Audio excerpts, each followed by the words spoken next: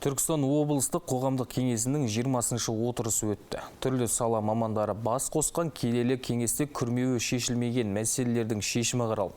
Әрі 2022 жылы облысқа бөлінген қаржының игерілуі жөнінде жылдық есеп берілді. Жиынға қатысқан облыс әкімінің орынбасары Бейсен Тәжібаев қоғамдық кеңес мүшелерінің пікірлерін тыңдады.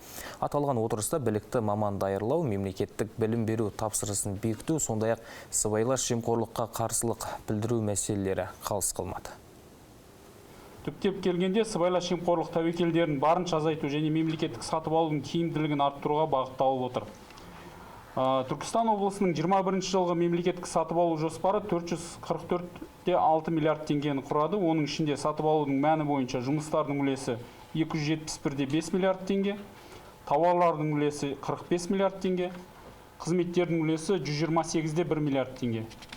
Мемлекеттік сатып алу тәсілдері бойынша бір көзден сатып алу 281,8 миллиард теңге, конкурс 142,5 миллиард теңге, баға ұсыныстарын сұрату 13,6 миллиард теңге, өзге тәсілдермен сатып алу 6,7 миллиард теңгені құрап отыр.